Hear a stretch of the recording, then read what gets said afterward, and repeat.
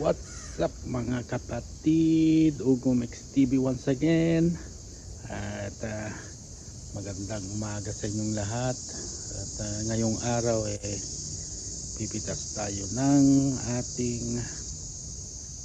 gulay. May sasahog sa ating pananghalian ngayong araw.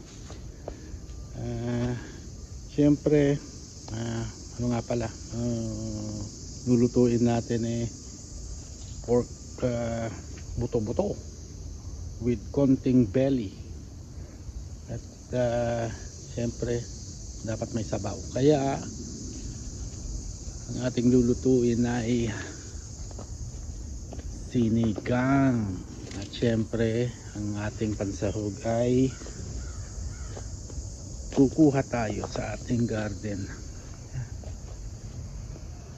fresh from our garden, ladies and gentlemen. Alright, kanina pa ako dito nagtitrimming ako ng mga dahon-dahon na matatanda na, para naman kumanda-ganda ko konti yung ating mga pananim. Siyempre umpisa na natin ang ating pamimitas.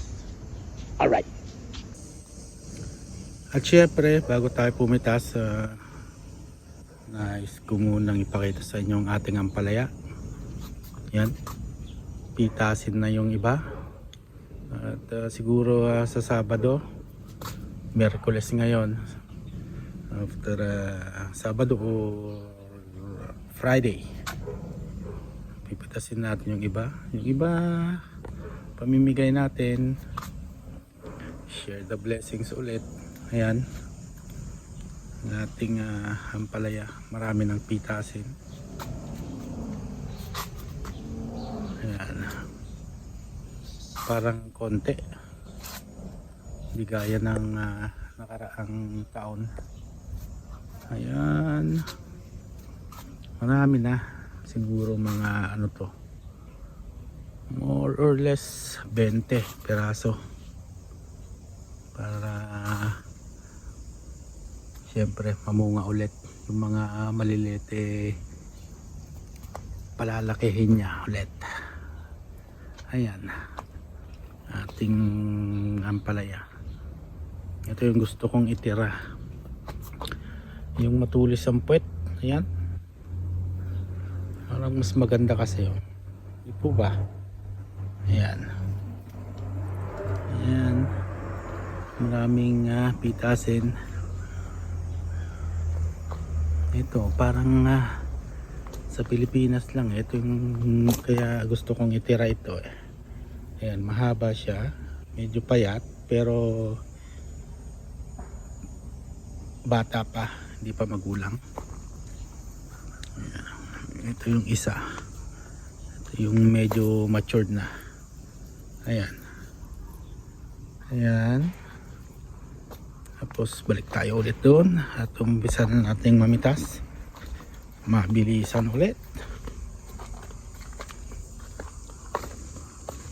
Ayan, kuna tayo ng kamatis. Ayan, konting kamatis lang. Ayan. Actually nakapitas na ako ng ano kanina, ng talong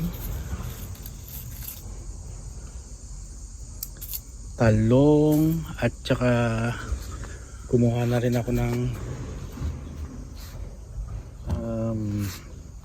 kangkong kanina.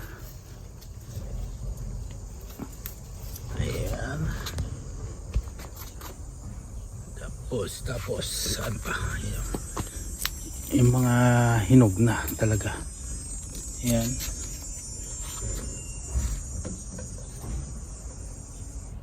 ito yung nakuha ko kanina. Medyo may init na kasi. Isang oras ko na ano to kanina bago ko naisipang i-video, syempre gulay. Gulay naman tayo nagpo-focus mag-video. Ayan. Ayan. Nakuha ko kaninang kangkong. Tsaka may dalawang talong na rin dito. Oops. Sorry. Ayan. Tsaka yung syempre kamatis. At punta na tayo sa ating sitaw.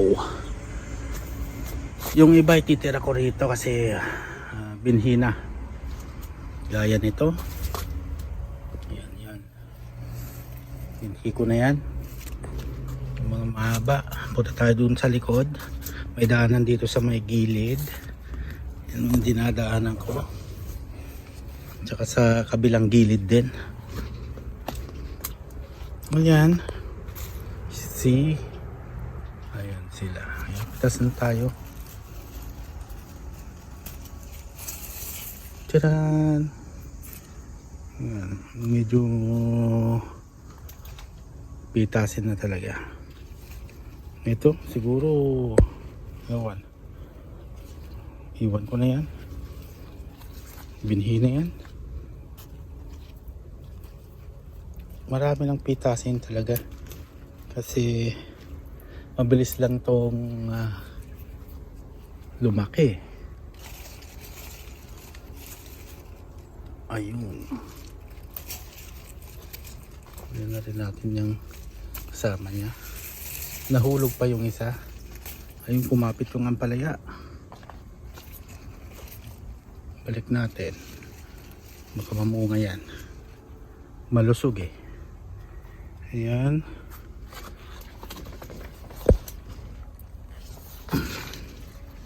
Alright. Ito.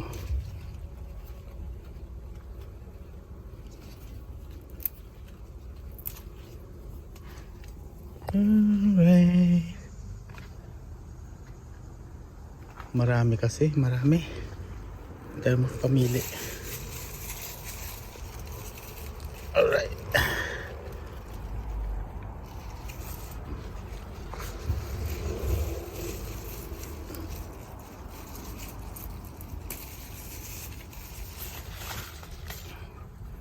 Ayun. Sige, pitas. Pitas ng pitas. Kunti lang naman ilalagay natin. Pero pag naputol-putol to, marami.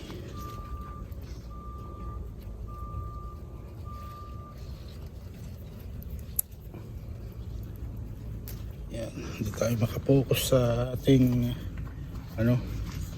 pagpitas. Yan, pasukal oh. Pero hindi naman talagang sobrang sukal. Maano lang, madikit lang yung mga halaman natin.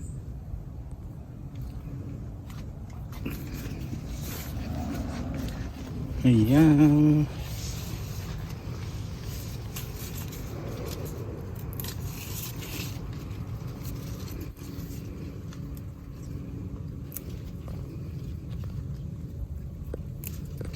Alright.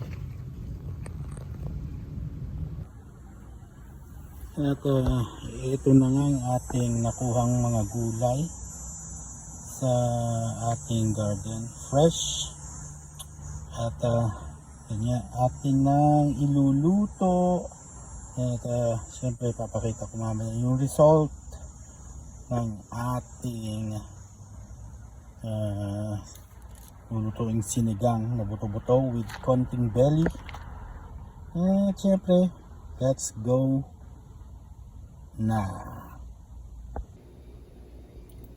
At ito na nga mga kapatid, luto ng ating pork buto-buto with belly na sinigang.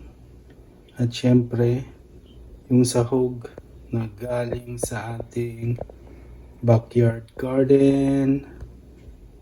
Sinigang na buto-buto with belly with fresh veggies. Tara na at tayo na humigop ng mainit na sabaw and babush!